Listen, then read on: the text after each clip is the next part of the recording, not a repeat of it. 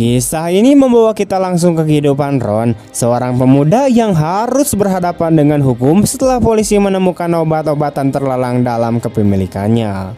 Saat itu, Ron masih berada di ruang tahanan polisi bersama sejumlah tahanan lain sebelum akhirnya kasusnya dibawa ke hadapan hakim. Setelah persidangan berlangsung, hakim memutuskan bahwa Ron harus menjalani hukuman 6 bulan di balik jeruji besi atas pelanggaran yang dilakukannya. Tidak lama kemudian, Ron pun dikirim ke sebuah penjara yang ternyata jauh berbeda dari apa yang mungkin selama ini ia bayangkan. Begitu berada di dalam, ia segera menyadari bahwa para tahanan di tempat tersebut tidak hidup sebagai satu kelompok. Mereka justru terbagi menjadi beberapa geng berdasarkan latar belakang masing-masing. Para tahanan Afrika Amerika memiliki kelompok sendiri, begitu pula para tahanan Meksiko dan tahanan kulit putih. Masing-masing kelompok memiliki wilayah pergaulan dan lingkarannya sendiri. Dalam suasana seperti itu, Ron yang masih baru tentu tidak tahu harus bergantung kepada siapa. Ia kemudian mencoba mencari informasi dari tahanan lain hingga seseorang yang menyarankannya untuk menemui ER, sosok yang dianggap cukup mampu membantunya menghadapi kehidupan di dalam penjara. Nama ER sendiri sudah sangat dikenal di tempat tersebut. Ia bukan sekedar tahanan biasa, melainkan salah satu orang yang memiliki pengaruh besar di antara para penghuni penjara. Hampir semua geng menghormatinya dan tidak ada yang sembarangan mencari masalah dengannya. ER bahkan telah menghabiskan 18 tahun hidupnya di balik jeruji besi karena kasus pembunuhan. Karena ingin mendapatkan sedikit arahan mengenai kasus yang sedang dihadapinya, Ron akhirnya mencoba mendekati ER dan meminta nasihat darinya. Jesse says you know a lot about law. What? I mean, I'm pay you and everything. Well, I'd like you to look at my case. Maybe if I got time. Namun saat itu, ER sedang memiliki urusan lain, sehingga ia tidak memberikan banyak perhatian kepada Ron dan memilih meninggalkannya untuk membicarakan masalah tersebut di lain waktu. Setelah urusan dengan Ron selesai, ER kembali menjalankan aktivitasnya bersama beberapa orang kepercayaannya. Kali ini mereka sedang mengincar seorang tahanan yang memiliki sesuatu yang memang sedang mereka butuhkan. ER dan kelompoknya awalnya berusaha mendapatkan barang tersebut tanpa kekerasan, tetapi tahanan itu menolak menyerahkannya. Karena tidak mendapatkan apa yang mereka inginkan, mereka akhirnya menggunakan cara kasar dengan memukuli tahanan tersebut, lalu merampas barang yang menjadi incaran mereka.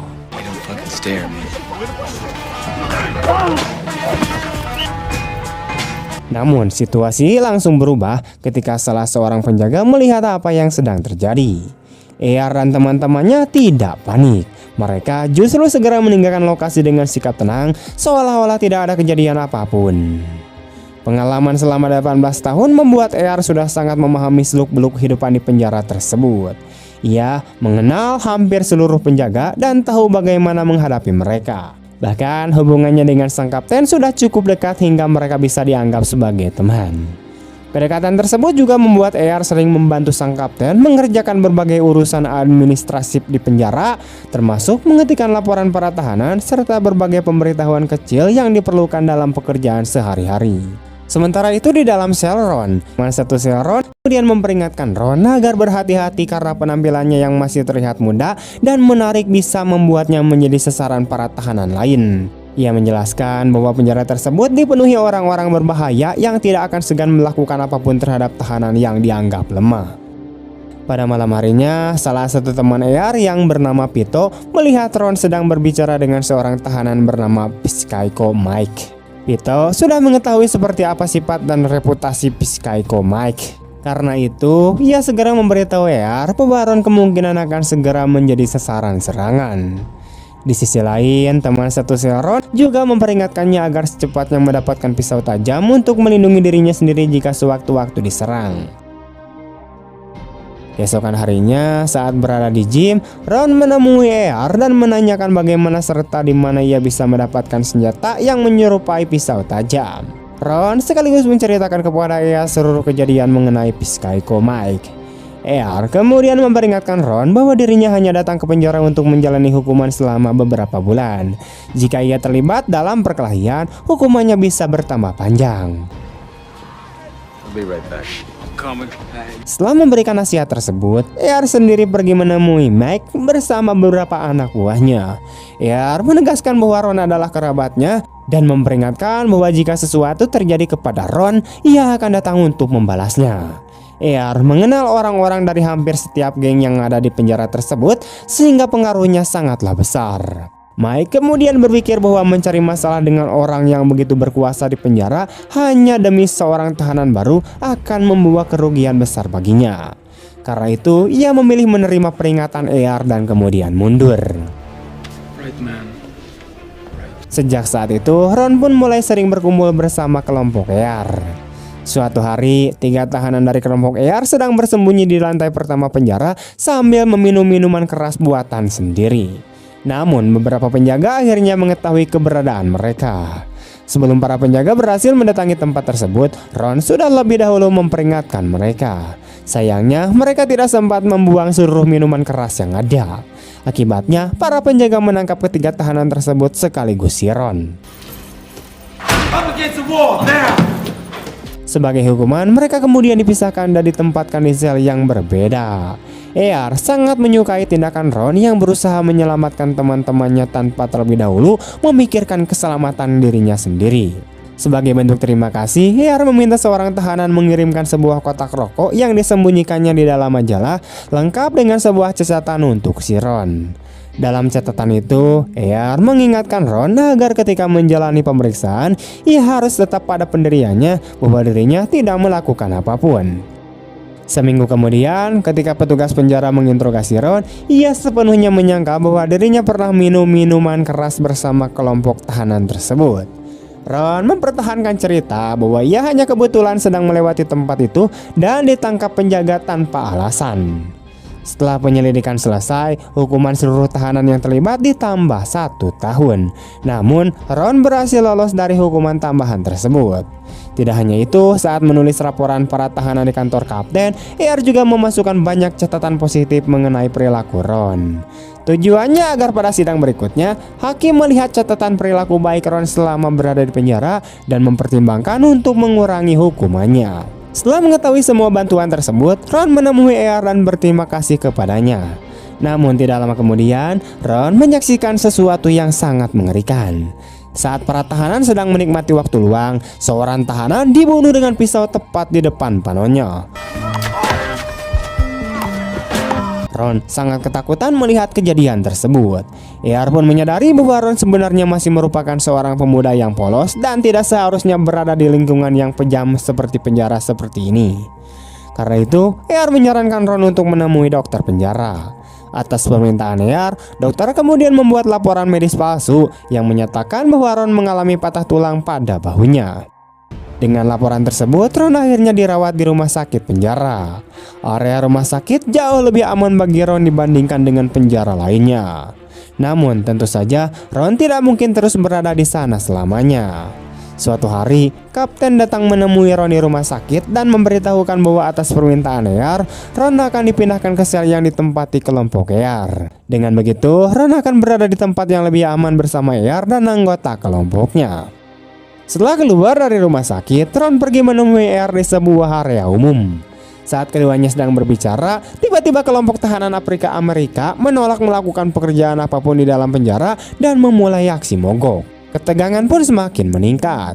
Ketika para tahanan mulai terlibat dalam perkelahian satu sama lain, para penjaga berusaha mengendalikan keadaan dengan membunyikan alarm dan kemudian melepaskan tembakan. Mendengar suara tembakan, seluruh tahanan langsung menjatuhkan diri ke lantai.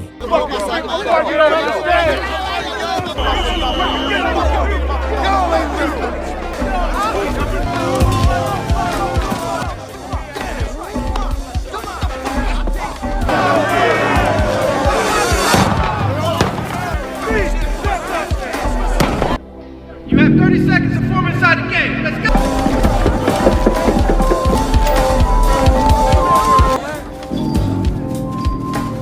Setelah para penjaga berhasil mengendalikan keadaan dan mulai menghitung seluruh tahanan untuk mengembalikan mereka ke sel masing-masing, diketahui bahwa sebanyak 26 tahanan tewas dalam kerusuhan tersebut. Setelah kejadian itu, seluruh penjara diberlakukan lockdown. Sekitar 25 jam kemudian, kapten mendatangi AR dan memintanya untuk bersama beberapa orang yang paling dipercayainya mengambil alih pekerjaan di dapur. Tujuannya agar setidaknya makanan masih bisa disiapkan untuk para penjaga dan tahanan lainnya selama situasi penjara berada dalam kondisi lockdown. ER kemudian meminta penjaga untuk membawa Ron ke dapur juga. Di sana, kapten, beberapa penjaga, dan ER sedang makan malam. ER memberikan Ron makanan yang baru saja dimasak dan masih hangat. Ia kemudian menjelaskan bahwa setelah terjadi kerusuhan seperti itu, pihak penjara memang harus mengikuti protokol tertentu untuk mengembalikan kendali dan memastikan para tahanan tetap berada dalam keadaan terkendali. Namun Ron tiba-tiba memotong penjelasan tersebut dan menanyakan alasan ER begitu banyak membantunya. Ron merasa aneh karena bahkan sebulan sebelumnya ER sama sekali tidak mengenalnya. ER kemudian menjelaskan bahwa ketika pertama kali masuk ke penjara, usianya kurang lebih sama dengan Ron sekalang. Saat itu tidak ada seorang pun yang membantunya. ER masih mengingat dengan jelas betapa ketakutan dirinya ketika pertama kali menghadapi kehidupan di dalam jeraja. Karena itulah ER tidak ingin jeraja, nama jerajanya. ER masih mengingat dengan jelas betapa ketakutan dirinya ketika pertama kali menghadapi kehidupan di dalam penjara. Karena itulah ER tidak ingin Ron mengalami hal yang sama. Seiring waktu berlalu, Ron pun semakin dekat dengan kelompok ER. Setelah mempelajari seluruh kasus Ron, ER menyarankan agar Ron mengikuti sebuah kursus selama berada di penjara. ER juga menyarankan Ron mencari pekerjaan, misalnya bekerja di perpustakaan. Dengan melakukan hal tersebut, Ron bisa mendapatkan poin karena perilaku baik. Selain itu, karena Ron sudah menjalani 3 bulan dari masa hukumannya, ER memperkirakan ada kemungkinan hakim membebaskannya pada sidang berikutnya. Mengikuti saran ER, Ron mulai bekerja sebagai tukang cukur di dalam penjara, memotong rambut para tahanan hingga botak. Pada saat yang sama, ia juga mendaftarkan diri dalam sebuah kursus yang diselenggarakan di dalam penjara. Untuk sementara, semuanya tampak berjalan dengan sangat baik. Namun, sebenarnya ketenangan tersebut hanyalah ketenangan sebelum badai. Selama mengikuti kursus, seorang tahanan bertubuh besar dan kuat yang berada di kelas yang sama mulai memperhatikan Ron. Tahanan tersebut bernama Johnson. Karena ER sudah memperingatkan Ron agar menjauhi segala macam masalah dan memusatkan perhatiannya pada pelajarannya. Namun suatu hari, ketika Ron sedang sendiri di kamar mandi, Johnson menangkapnya dan mulai berusaha memanfaatkan keadaan Ron yang lemah. Kehadiran guru membuat Johnson terpaksa melepaskan Ron.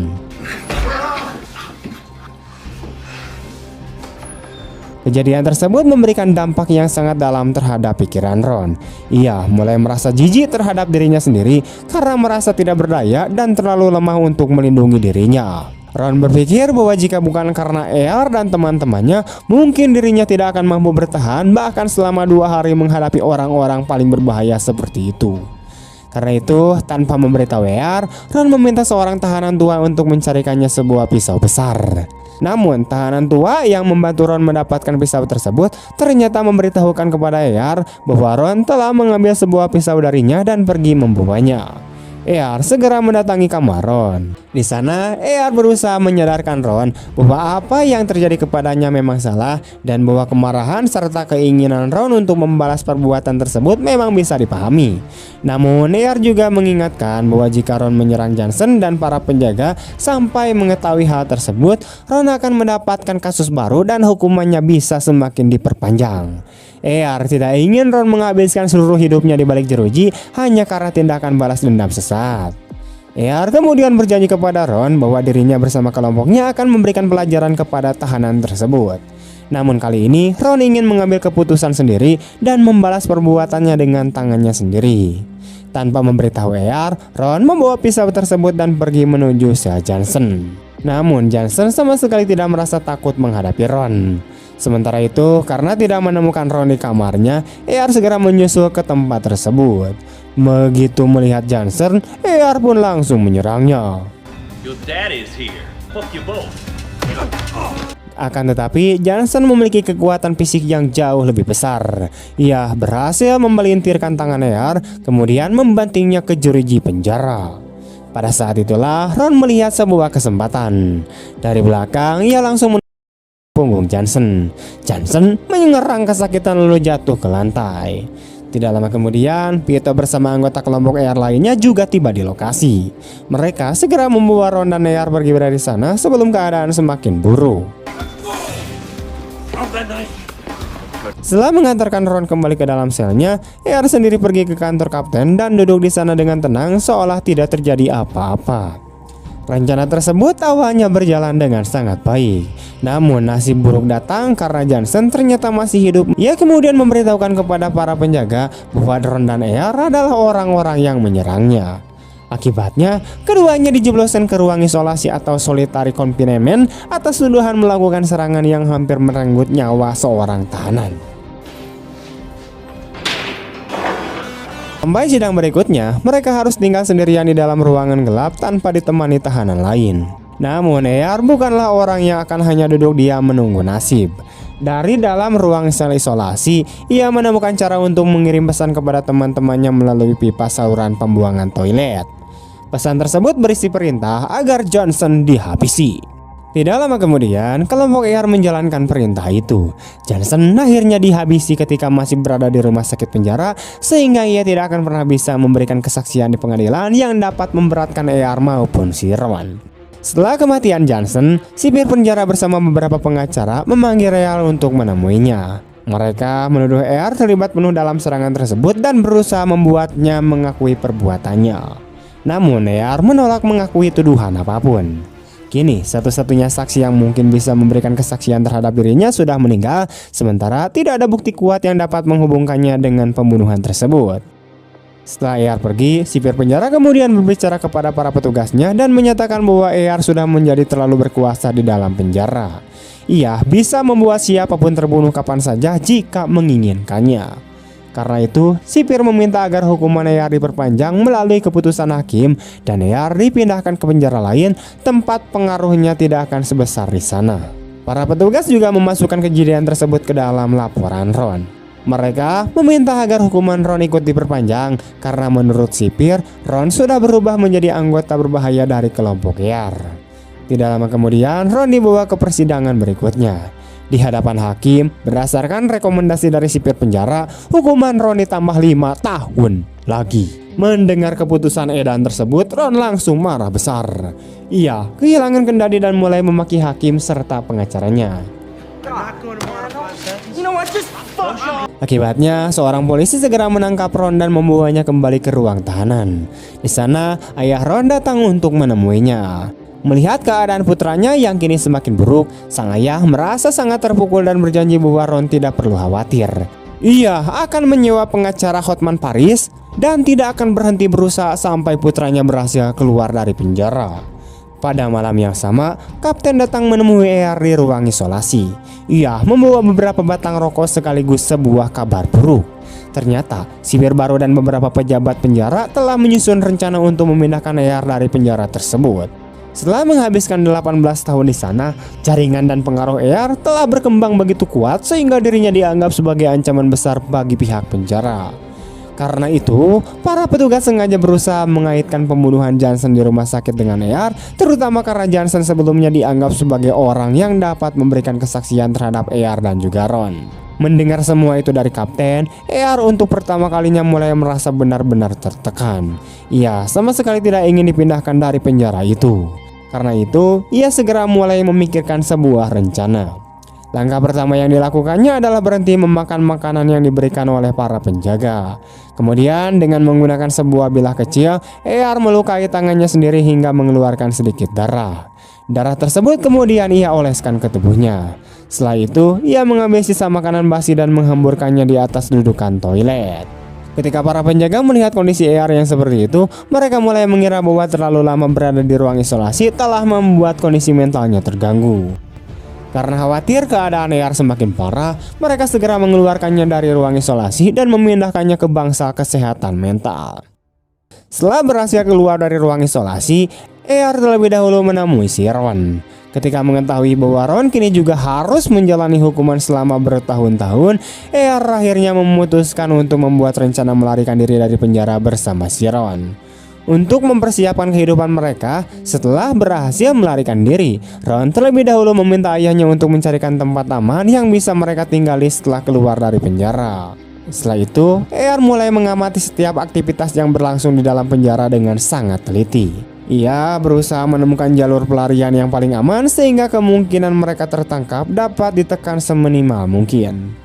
Suatu hari ketika ER dan Ron sedang mandi, keduanya membicarakan rencana pelarian tersebut.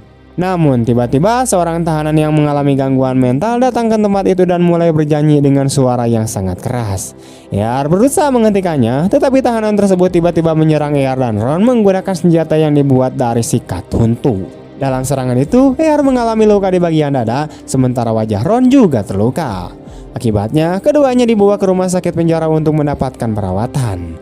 Ternyata penyerang tersebut merupakan seorang tahanan Afrika Amerika. Karena itulah, para tahanan kulit putih mulai ingin membalas serangan tersebut dengan cara apapun. Situasi di seluruh penjara kembali menjadi sangat tegang dan dikhawatirkan dapat memicu kerusuhan baru. Namun suatu hari, seorang pemimpin dari kelompok Afrika Amerika datang langsung ke rumah sakit untuk menemui ER. Ia menjelaskan bahwa pria yang menyerang ER sebenarnya mengalami gangguan mental dan melakukan penyerangan tersebut semata-mata karena kondisi kejiwaannya. Pemimpin tersebut juga meminta ER untuk berbicara kepada anggota kelompok kulit putih agar mereka tidak memulai kerusuhan hanya karena kejadian itu. Karena jika pertikaian kembali terjadi, para tahananlah yang akhirnya akan menjadi korban. Kelompok Afrika Amerika sendiri juga sangat menghormati ER. Pemimpin tersebut bahkan meyakinkan ER bahwa mereka bersedia memberikan hukuman kepada pria yang melakukan serangan tersebut dengan cara mereka sendiri. ER juga sebenarnya tidak ingin pertikaian yang tidak perlu kembali terjadi di dalam penjara. Karena itu, ia meminta seluruh anggota kelompoknya untuk tidak melakukan tindakan balasan apapun. Setelah itu, seorang anggota berbahaya dari kelompok Afrika Amerika mencari tahanan yang telah menyerang ER dan membunuhnya. Mayat pria tersebut kemudian dimasukkan ke dalam truk sampah penjara agar tubuhnya ikut hancur ketika sampah di dalam truk dipadatkan dan akhirnya dibawa keluar dari penjara. Namun begitu ER mengetahui apa yang telah terjadi, sebuah ide langsung muncul di dalam hulunya. Ia menyadari bahwa truk sampah mungkin bisa menjadi jalan keluar dari penjara. ER kemudian memberitahu Ron bahwa truk sampah datang dan pergi dari penjara setiap hari. Hal yang paling penting adalah bagian dalam truk tersebut hampir tidak pernah diperiksa. Para petugas hanya memeriksa bagian luar karena mereka tahu sampah di dalamnya akan langsung dihancurkan oleh mesin pemadat. Justru karena mesin tersebut sangat berbahaya, selama ini tidak ada tahanan yang berani mencoba bersembunyi di dalam truk sampah. Namun, ER melihat kemungkinan lain. Jika mereka bisa bersembunyi di dalam truk tanpa sampai terkena mesin penghancur atau pemadat, maka kebebasan akan terbuka di hadapan mereka. Tentu saja rencana tersebut sangatlah berbahaya dan resiko. Karena itu, ER meminta bantuan beberapa teman lamanya yang paling ia percayai. Setelah mendengar seluruh rencana tersebut, mereka bersedia membantu. Mereka bahkan menyuap para pekerja truk sampah agar bersedia bekerja sama dalam rencana pelarian itu. Sementara itu, para tahanan yang bekerja di dapur membantu menyediakan 2 batang besi berukuran besar untuk ER dan juga Ron. Menurut perhitungan mereka, kedua batang besi tersebut cukup kuat untuk digunakan menahan mesin pemadat. Setelah masuk ke dalam truk, mereka harus segera memasang batang besi itu di antara bagian mesin penghancur agar mesin tidak dapat bergerak. Jika gagal, tubuh mereka akan langsung dihancurkan oleh mesin tersebut. Setelah seluruh persiapan selesai, ER dan Ron akhirnya siap melarikan diri dari penjara. Malam sebelum pelarian, ER duduk bersama seluruh teman dekatnya untuk terakhir kalinya. Ia kemudian berpamitan kepada mereka karena setelah 18 tahun mendekam di penjara tersebut, keesokan paginya ia berencana meninggalkan penjara itu untuk selamanya. Keesokan paginya, begitu keluar dari kamar masing-masing, Ron dan ER diam-diam menyelinap menuju dapur. Beberapa tahanan membantu mereka bersembunyi dari pandangan para penjaga. Dengan bantuan tersebut, keduanya berhasil membawa kantong-kantong sampah serta 2 batang besi yang telah disiapkan, kemudian bergerak menuju truk sampah. Setelah memastikan tidak ada penjaga yang melihatnya, Ron langsung melompat masuk ke dalam truk.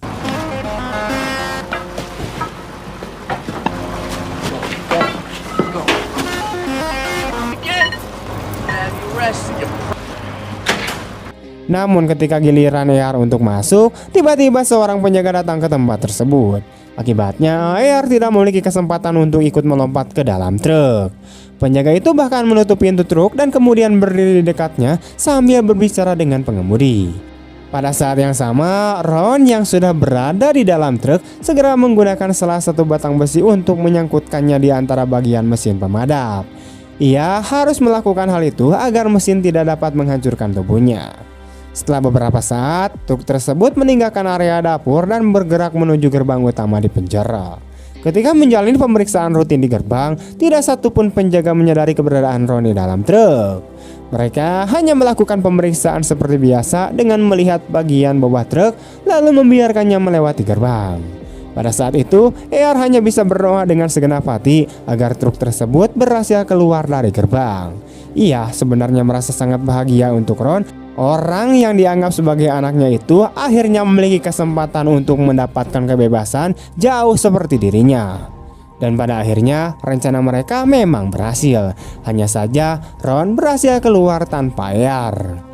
Setelah itu ER menemui Pitou. Ketika ER menceritakan bahwa rencana pelarian tersebut gagal baginya, Pitou justru mencoba menghiburnya dengan mengatakan bahwa meskipun ER berhasil keluar dari penjara, apa yang sebenarnya akan ia lakukan di luar sana. Semua orang tahu bahwa sipir hanyalah pemegang jabatan, sedangkan orang yang benar-benar menjalankan penjara tersebut selama ini adalah si ER. ER adalah raja di tempat itu. Jika ER pergi, Pitou merasa penjara tersebut tidak akan lagi terasa sama tanpa kehadirannya. Mendengar perkataan tersebut, ER hanya tersenyum tipis dan mengakhiri kisah dari film ini. Tamat. Oke teman-teman, sekian dulu untuk video hari ini. Bagaimana tanggapan kalian tentang film ini? Mohon maaf jika banyak kekurangannya. Alangkah baiknya jika kalian menonton filmnya secara utuh. Terima kasih. See you next time. Bye bye.